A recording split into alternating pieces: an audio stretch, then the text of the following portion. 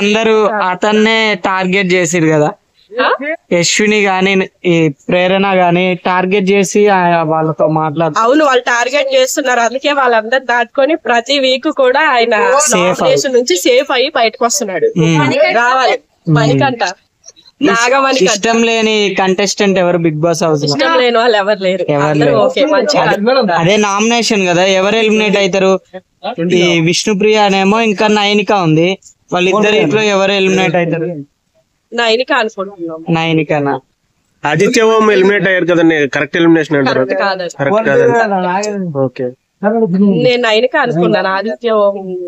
Okay, ఎందుకంటే ఆమెదే కొంచెం లీస్ట్ లో ఉన్నట్టు అనిపించింది ఓటింగ్. ఓకే, హైలైట్ అవ్వట్లేదు ఏ విషయంలో కూడా, డల్ గా తిరుగుతుంది. ఆదిత్య ఓం బాగా ఆడుతున్నారు. నైన్లో స్టార్టింగ్ లో చాలా బాగా ఆడింది, సూపర్ అంటే సూపర్ అసలు. ఇప్పుడు కొంచెం డల్ అయినట్టు అనిపిస్తుంది. ఆమె ఓటింగ్ కూడా కొంచెం లీస్ట్ లో ఉంది. వైల్డ్ కార్డ్ ఎంట్రీలో ఎవరు ఎక్స్పెక్ట్ చేస్తున్నారు? తెలీదండి. మీకు ఎవరు వస్తే బాగుంటది అనిపిస్తుంది? అసలు ఎవరు వస్తారని తెలియదు కదా, వచ్చిన తర్వాత ఎవరు బాగా ఆడుతున్నారు, ఎవరు అంటే ఇప్పటి వరకు కొంచెం డల్ అయింది అంటున్నారు, వాళ్ళు వస్తే రైజ్ అయ్యే ఛాన్స్ ఉంటది అంటారా? అదైతే చెప్పలేము. లాస్ట్ సీజన్ చూసారా పల్లవి ప్రసాద్? అది బాగుంది, ఇది బాగుంది, అదే బెస్ట్ అనిపిస్తుంది. బిగ్ బాస్ చూస్తుంటే అన్ని ఇందులో మళ్ళీ ఉంటే బాగుంది అనిపిస్తుంది. ఓకే ఓకే, పల్లవి ప్రసాద్ అన్న. టాప్ 3 లో ఎవరు ఉండొచ్చు టాప్ ఇప్పుడున్న వాళ్ళు? నిఖిల్ గారు ఉండొచ్చు అనుకుంటున్నాను. తర్వాత ఇద్దరు, తర్వాత విష్ణుప్రియ.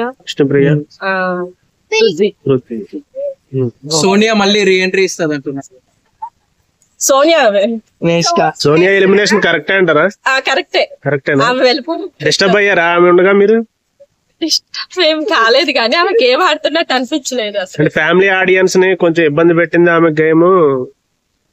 అది వాళ్ళకే తెలియాలి, వాళ్ళు కూడా ఇష్టపడ్డారు కదా. ఓకే, అంటే మీకు మీ అభిప్రాయం ఎలా ఉంది? నా అభిప్రాయం అంటే ఓకే, పాజిటివ్ గా తీసుకోవాలి. ఓకే.